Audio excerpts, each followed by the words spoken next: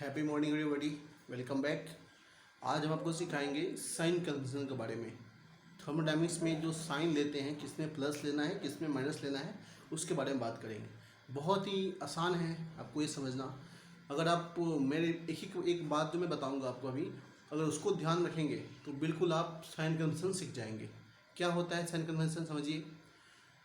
अगर मान लो कोई एक सिस्टम है, ये मान लो कोई सिस्टम है, ठीक है।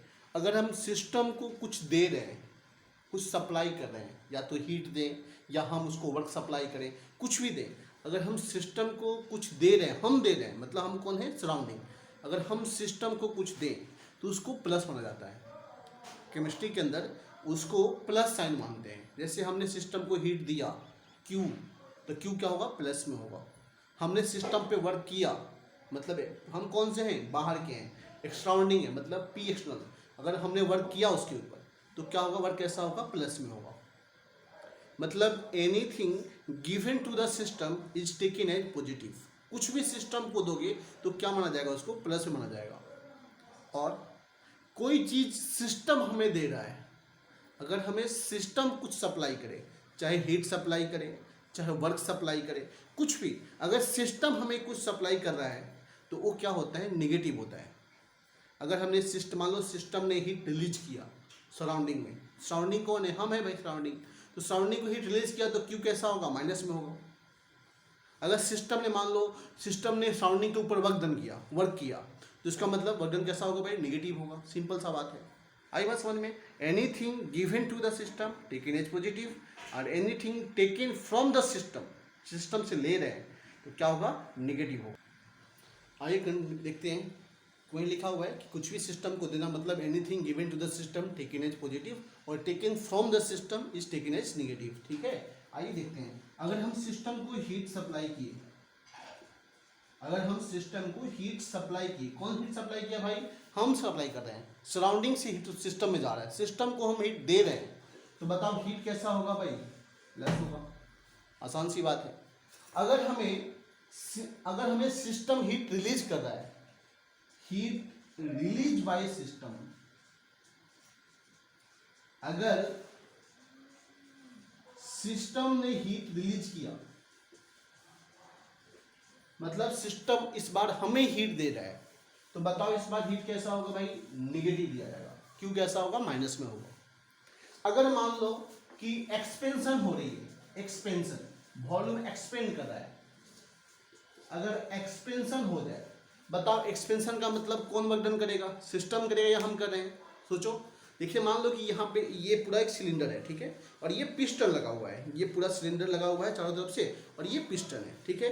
अब ये दो टाइप के प्रेशर काम करेंगे, अंदर गैस है तो पी इंटरनल होगा, और कुछ बाहर से पी एक्सटर्नल काम करेगा, ठीक है। अब बताइए एक्सपेंशन करना है, एक्सपेंशन करना मतलब ये ऊपर जाएगा, मतलब वॉल्यूम इंक्रीज करेगी। अब इसको ऊपर लेके जाना है तो बताओ कौन रिस्पॉन्सिबल है ऊपर ले जाने के लिए, मतलब अंदर का प्रेशर क्या होगा, ज़्यादा होगा, किससे भाई, बाहर के प्रेशर से, तभी तो ये ऊपर जाएगा। और जा किसकी वजह से रहा है, अंदर के प्रेशर की वजह से, पी इंटरनल की वजह से ऊपर जाएगा। देखो ना, ऊपर लेके जाना है तो बताओ धक्का कौन दे रहा है, ये दे रहा है, अंदर का प्रेशर दे रहा है। मतलब पी इंटरनल क्या है, रिस्पॉन्सिबल है किसके लिए, एक्सपेंशन के लिए। पी इंटरनल यहाँ पे वर्क कर रहा है, मतलब सिस्टम वर्क कर रहा है। याद रखना, जब भी एक्सपेंशन होगा, एक्सपेंशन का मतलब होता है work done by the system, इस बार सिस्टम वर्क डन कर रहा है। तो बताओ जब भी एक्सपेंशन होगा तो इसका मतलब वर्क डन कैसा होगा, प्लस में कि माइनस में, सिस्टम वर्क कर रहा है, बताओ, मतलब सिस्टम वर्क हमें सप्लाई कर रहा है, वर्क डन कैसा होगा, प्लस की minus. Anything given to the system taken as positive, taken from the system, इस बार सिस्टम से हम ले रहे हैं, काम ले रहे हैं उससे, वो हमें वर्क सप्लाई कर रहा है, एक्सपेंशन कर रहा है, मतलब कौन काम कर रहा है, इस बार सिस्टम काम कर रहा है। किसको भाई, किसका काम कर रहा है, हमारा काम कर रहा है, एक्सपेंड कर रहा है भाई हमको। तो बताओ वर्क डन कैसा होगा, इसमें वर्क डन निगेटिव होगा। आई बात समझ में। अब हम बात करते हैं किसकी भाई, कंप्रेशन की बात करते हैं।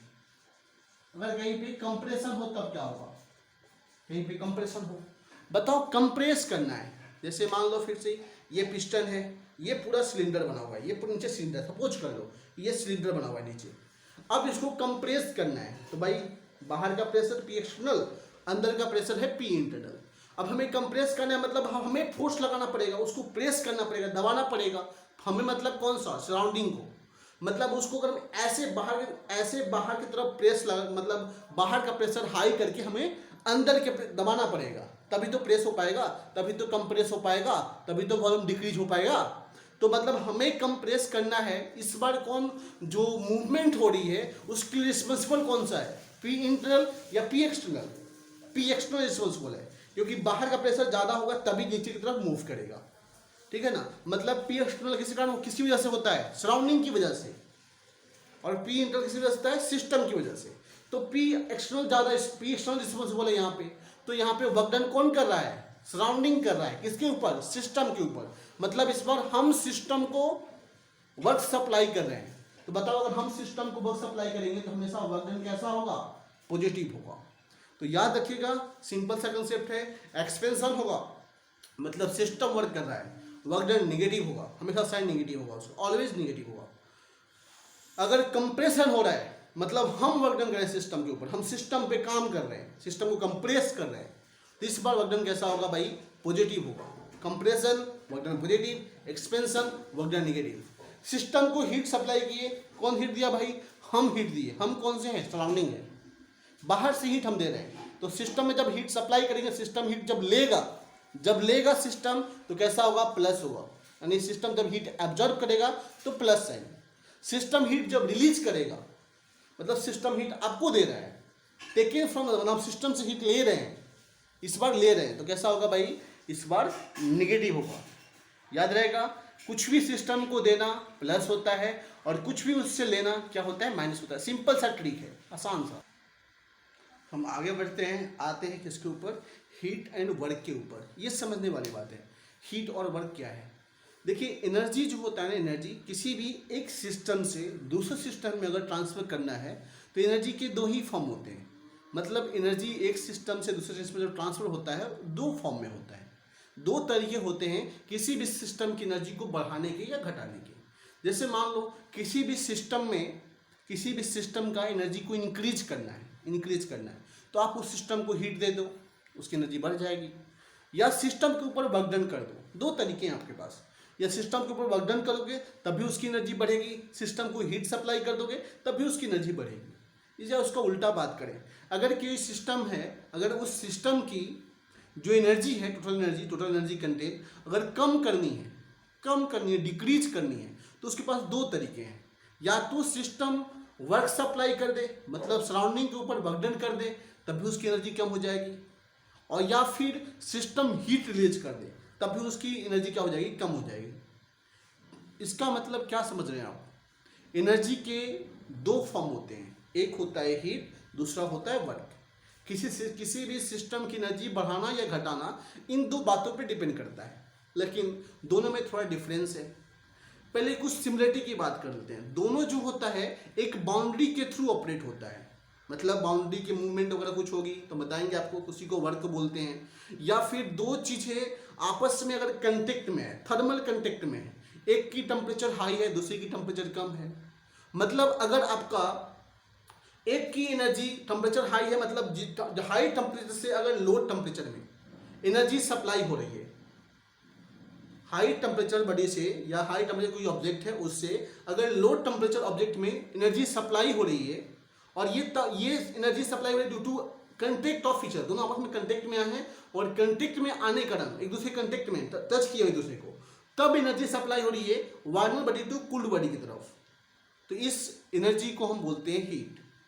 मतलब हीट ट्रांसफर तभी हो सकता है जब दो ऑब्जेक्ट के बीच में, दो सिस्टम के बीच में टेम्परेचर का डिफरेंस हो, या फिर मैं बोलूँ कि सिस्टम और सराउंडिंग, मान लो सिस्टम ही हीट लेगा या सिस्टम हीट देगा, ये तभी पॉसिबल है जब सिस्टम का टेम्परेचर और सराउंडिंग का टेम्परेचर दोनों अलग अलग हो। मतलब हीट का एक्सचेंज तभी पॉसिबल होता है जब टेम्परेचर का डिफरेंस हो। टेम्परेचर जो ग्रेडियंट है ये रिस्पॉन्सिबल है, डिफरेंस इन टेम्परेचर जो रिस्पॉन्सिबल है किसके लिए, हीट एक्सचेंज करने के लिए। अगर टेम्परेचर का डिफरेंस नहीं हो तो बताओ क्या होगा, क्या हीट ट्रांसफर हो सकता है, क्या नहीं। अब हीट ट्रांसफर अपने आप नहीं हो सकता, हीट ट्रांसफर रुक जाएगी।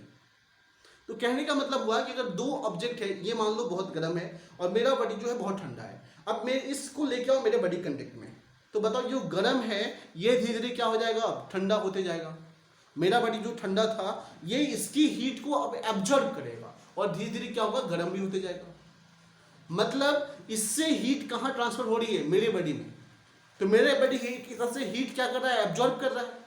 अगर ये हीट एब्जॉर्ब कर रहा है इसका मतलब क्या हुआ, मेरे बॉडी का जो टोटल एनर्जी कंटेंट है वो क्या होगा, बढ़ेगा। धीरे धीरे एनर्जी बढ़ रही है हमारे बॉडी की, हमारे सिस्टम की, और ये सिस्टम जो है एनर्जी सप्लाई कर रहा है, तो इसकी एनर्जी कंटेंट क्या होगी, धीरे धीरे कम होगी, क्योंकि हीट क्या होता है, एनर्जी का ही एक फॉर्म है। तो इसकी एनर्जी धीरे धीरे क्या होगी, डिक्रीज करेगी। आई बात समझ में। लेकिन मैं अगर बोलूँ, ध्यान समझिएगा, अगर मैं बोलूँ कि एनर्जी एक्सचेंज हो रहा है लेकिन वहाँ पे टेम्परेचर डिफरेंस नहीं है, समझिए ध्यान से। अगर एनर्जी ट्रांसफर हो लेकिन रीजन, उसका एनर्जी ट्रांसफर का रीजन टेम्परेचर डिफरेंस नहीं होना चाहिए, तो डेफिनेटली वो कौन सा एनर्जी है, वो एनर्जी है वर्क डन। अगर कहीं पे एक सिस्टम से दूसरे सिस्टम में एनर्जी ट्रांसफर हो रही है लेकिन वहां पे दोनों में टेम्परेचर डिफरेंस की वजह से नहीं हो रही है, किसी और वजह से हो रही है, चाहे वो वजह कुछ भी हो, डेफिनेटली वो जो एनर्जी ट्रांसफर हो रही है वो कौन सा होगा भाई, वो वर्क डन होगा। मतलब यहाँ पे एनर्जी ट्रांसफर के लिए कौन रिस्पॉन्सिबल है, वर्क डन रिस्पॉन्सिबल है। आई बात समझ में। चलिए हम आगे बात करते हैं। अब मैं आपको समझा दूं, मतलब हीट हो या वर्क हो, दोनों कैसे ऑपरेट होता है, एक बाउंड्री के थ्रू ऑपरेट होता है। ठीक है, दोनों जो है एनर्जी के दो फॉर्म है, एक मतलब एनर्जी के दो ही फॉर्म होते हैं, एक होता है हीट, दूसरा होता है। चलिए देखिए यहाँ पे जो मैं समझाया तो वही सब चीज़ लिखा हुआ है कि एनर्जी के दो फॉर्म होते हैं, एक होता है हीट, दूसरा होता है वर्क डन। दूसरा बात लिखा हुआ है कि दोनों जो होते हैं एक बाउंड्री फिनोमेना है, दोनों बाउंड्री के थ्रू क्या होते हैं, ऑपरेट होते हैं। थर्ड पॉइंट लिखा हुआ है कि जब एक बॉडी को दूसरे बॉडी के थर्मल कंटेक्ट में रखा जाता है, तो अगर ट्रांसफर एनर्जी हो एक बॉडी से दूसरे बॉडी में, लेकिन वो ट्रांसफर हो ड्यू टू टेम्परेचर डिफरेंस, तो डेफिनेटली वो एनर्जी जो ट्रांसफर है वो कौन सा होता है, हीट होता है। और यहाँ पे लिखा हुआ है कि अगर एनर्जी ट्रांसफर हो रहा है एक सिस्टम से दूसरे सिस्टम में या एक बॉडी से दूसरे बॉडी में, लेकिन उसका रीजन जो हो वो हीट ना हो, तो डेफिनेटली वो कौन सा एनर्जी का फॉर्म होगा, आपका वर्क डन होगा। एक बार देखिए आप आराम से, यहाँ पे लिखा है ट्रांसफर ऑफ एनर्जी टू और फ्रॉम ए सिस्टम, टू हो या फ्रॉम द सिस्टम हो, by any means other than heat, it's called work done. अगर वो हीट नहीं है तो डेफिनेटली कौन सा होगा, वो वर्क डन होगा। यहाँ पे लिखा है कि when two bodies are placed in thermal contact of each other and energy flow from warmer body to cooled body, then it's called process of heat. मतलब heat is energy transfer due to temperature difference between system and surrounding. अगर system और surrounding के बीच में heat exchange हो रहा है तो डेफिनेटली वो किसकी वजह से हो रहा होगा, टेम्परेचर डिफरेंस की वजह से हो रहा होगा। अगर टेम्परेचर डिफरेंस है तभी आपका एनर्जी का ट्रांसफर हो पाएगा, अदरवाइज ट्रांसफर नहीं हो पाएगा। आइए आगे बात करते हैं। अब हम बात करते हैं वर्क डन निकालेंगे कैसे। ठीक है, चलिए हम बात करते हैं वर्क डन की।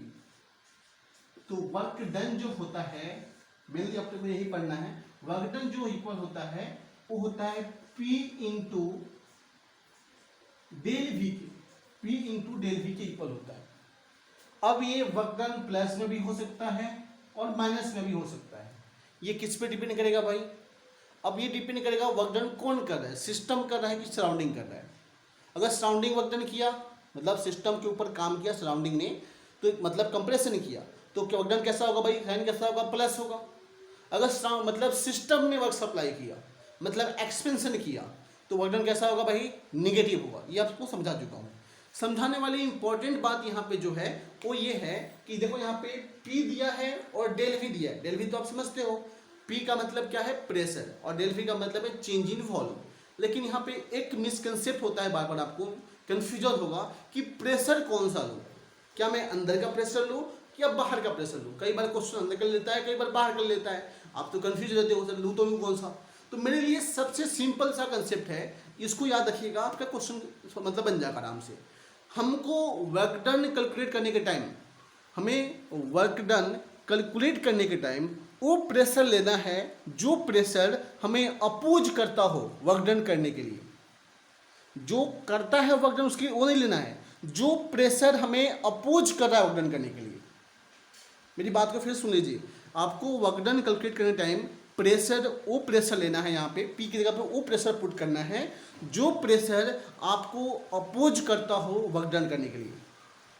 अपोज का मतलब समझ में नहीं आया आपको, मैं समझा रहा हूँ। जैसे देखिए आपका एक्सपेंशन हो रहा है, अगर एक्सपेंशन हो रहा है तो अंदर का प्रेशर उसको ठेलेगा, लेकिन बाहर का प्रेशर क्या कर रहा है, उसको अपोज कर रहा है। बाहर का प्रेशर चाह रहा है कि आपका जो वर्क हो वो ना हो। तो यहाँ पे जब भी एक्सपेंशन होगा तो उस केस में आपको बाहर का प्रेशर लेना है, एक्सपेंशन के केस में, क्योंकि बाहर का प्रेशर क्या है, यहाँ पे अपोजिंग प्रेशर है। आई बात समझ में। लेकिन जब कंप्रेशन होगा, कंप्रेस करोगे, तब कौन सा प्रेशर लेना है, तब उस केस में अंदर का प्रेशर लेना है भाई, क्योंकि आप तो कंप्रेस कर रहे हो, तो ये रिस्पॉन्सिबल है किसके लिए, कंप्रेशन के लिए, ये ड्राइव कर रहा है इसको। लेकिन अपोज कौन कर रहा है, अंदर का प्रेशर। मतलब आपको जब कंप्रेशन होगा तो उस केस में आपको पी इंटरनल लेना है, पी इंटरनल। आई बात समझ में। एक्सपेंशन में बाहर का प्रेशर और कंप्रेसर में अंदर का प्रेशर लेना है, मतलब पी इंटरनल, मतलब पी जो गैस का है वो लेना है। फिर आपके दिमाग में बात आएगा, सर ये अपोजिंग प्रेशर क्यों ले रहे हैं, हम तो जिसके कारण वर्क डन हो रहा है वो क्यों नहीं ले रहे हैं। तो मैं आपको समझा रहा हूँ आखिर अपोजिंग प्रेशर क्यों लेते हैं।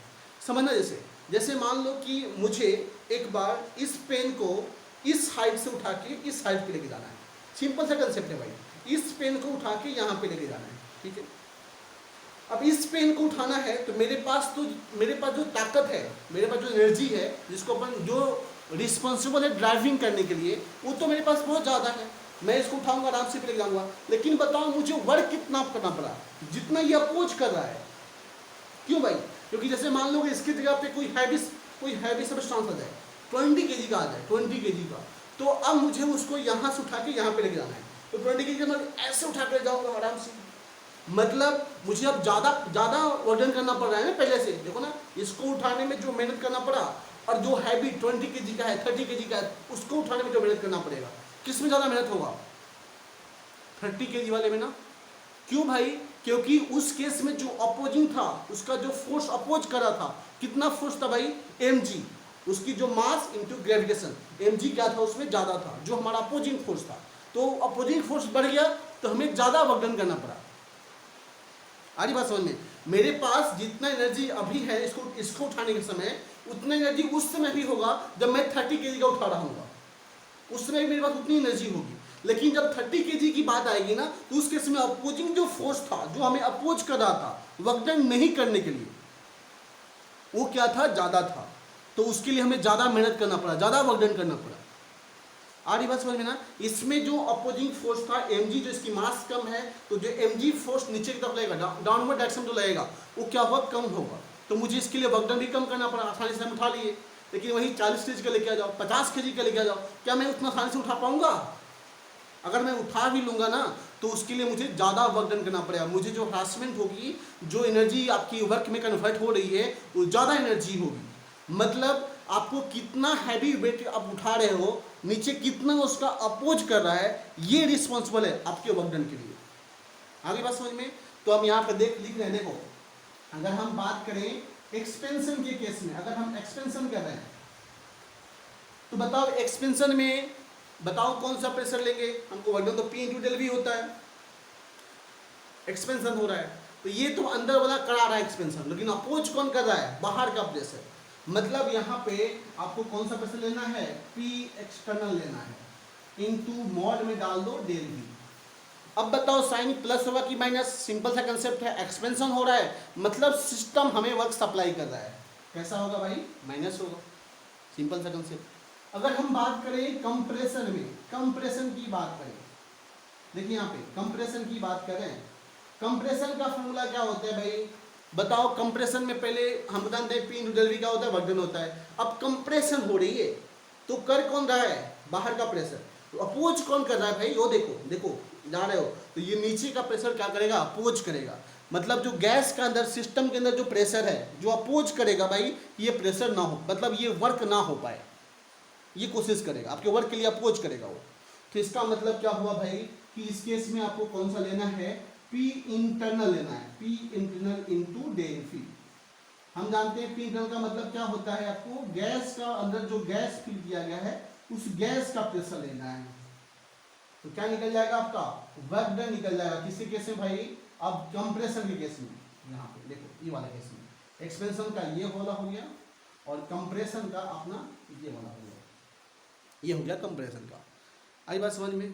अब मैं आपसे बोलूं कि चलो, आपको ये अभी समझ में नहीं आया ना, फिर मैं बता रहा हूँ एक चीज़। देखो, चलो मान लो कि बाहर अंदर अंदर कुछ यहाँ पे कोई गैस नहीं है, सपोज करो एकदम वैक्यूम है, इम्प्टी है, खाली स्पेस है, कोई गैस सपोज करने वाला नहीं है। अब यहाँ पे मैं एक्सपेंड कर रहा हूँ, यहाँ पे मैं लगा रहा हूँ फोर्स इसको, ताकि ये एक्सपेंड हो सके। तो बताओ जब मैं एक्सपेंड करूंगा, फ्री एक्सपेंशन हो रही है, वैक्यूम में हो रही है, तो वहां तो कोई गैस होगा नहीं, मतलब अपोजिंग जो प्रेशर होगा, अपोजिंग जो फोर्स है, उसकी वैल्यू क्या हो गई? जीरो। अरे बोलो तो बताओ, फ्री एक्सपेंशन मतलब आपने कुछ तो काम ही नहीं किया भाई, अपोज कोई करता तब तो आप काम कर पाते। मतलब अगर हम बात करें फॉर फ्री एक्सपेंशन के लिए या फ्री कंप्रेशन के लिए, अगर हम बात करें फॉर फ्री एक्सपेंशन, अगर आपका फ्री एक्सपेंशन हो रहा है तो बताओ क्या होगा? वर्क डन का फॉर्मूला क्या होता है भाई? सिंपल सा, एक्सपेंशन मतलब बताओ फॉर्मूला क्या होगा? P external into del V, यही तो फॉर्मूला होता है ना। लेकिन P free expansion, P external क्या हो जाएगा? जीरो, तभी तो फ्री एक्सपेंशन हो पाएगी। अगर ये जीरो हो गया तो बताओ वर्क डन इक्वल टू क्या होगा? माइनस में जीरो इंटू डेल वी, यही तो वर्क डन होगा। मतलब वर्क डन भी क्या आ जाएगा? जीरो हो जाएगा। मतलब आपने तो कुछ काम ही नहीं किया। जब भी आपका फ्री एक्सपेंशन होगा तो उसमें आपका वर्क डन क्या हो जाएगा? जीरो हो जाएगा। वर्क डन जीरो का मतलब आपने कुछ काम नहीं किया। आई बात समझ में? मतलब आपको अपोजिंग जो आपका प्रेशर होता है वही रिस्पॉन्स होता है किसके लिए? वर्क डन के लिए। ऐसे ही मैं अगर बात करूं कि ग्रेविटेशनल वर्क डन कितना होता है? ग्रेविटेशनल बताओ, मैं बात करूं ग्रेविटेशनल वर्क डन की बात करने एक बार, तो आपने पढ़ा है कि F इंटू डी एक्स, जो फोर्स लग रहा है और जो डिस्प्लेसमेंट हो रही है वो क्या होता है? वर्क डन होता है।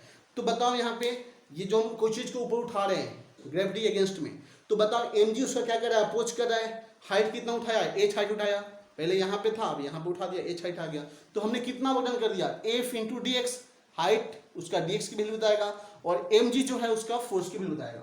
मतलब इसमें mgh क्या देगा? आपका ग्रेविटेशनल वर्क डन देगा। ऐसे ही एक आपको मैं बात करूं इलेक्ट्रिकल वर्क डन कितना होता है, तो इलेक्ट्रिकल वर्क डन जो होता है, इलेक्ट्रिकल जो वर्क डन होता है वो इक्वल होता है Q इंटू वी के, जहां पे Q जो है चार्ज है उस पार्टिकल का, और V जो है पोटेंशियल डिफरेंस है। ये होता है इलेक्ट्रिकल वर्क डन। चलिए हम आगे बात करते हैं। आइए इसके ऊपर क्वेश्चन करते हैं, देखते हैं। क्वेश्चन है कि if you inflate a balloon 0.05 litre to 3.05 litre, एक बैलून के अंदर आप हवा भर रहे हो, फुला रहे हो उसको, कहाँ से कहाँ भाई? 0.05 से 3.05 तक, ठीक है। Against external pressure of 1 atm, मतलब वॉल्यूम क्या हो रहा है उसका? इन्फ्लेट हो रहा है, मतलब फैल रहा है, मतलब एक्सपेंशन हो रही है। समझ लो कि बैलून जो है आपका एक गैस सिस्टम है जिसमें एक्सपेंशन हो रहा है। पहले वॉल्यूम था 0.05, अब वॉल्यूम कितना हो गया? 3.05। किसके अगेंस्ट काम किया भाई? अगेंस्ट एक्सटर्नल प्रेशर कितना है? 1 atm। 1 atm के क्या अगेंस्ट क्या हमने काम किया है? आपसे पूछा है वर्क डन बता दो, किससे बताना? आपको जूल में बताना है। मेरी बात समझिएगा, जूल में यहाँ पे जो वर्क डन आएगा, जैसे आप जानते हो P इंटू डेल वी करोगे, तो P इंटू डेल वी करोगे तो वर्क डन किस में आएगा भाई? जूल के टर्म में आएगा। अगर जूल के टर्म में आ रहा है, सॉरी लीटर एटीएम के टर्म में आएगा, अगर लीटर एटीएम के टर्म में आएगा तो जूल में कन्वर्ट करना पड़ेगा। तो एक बात और बता दूं यहाँ पे, याद रखना कि 1 लीटर एटीएम इक्वल टू होता है 101.3 जूल।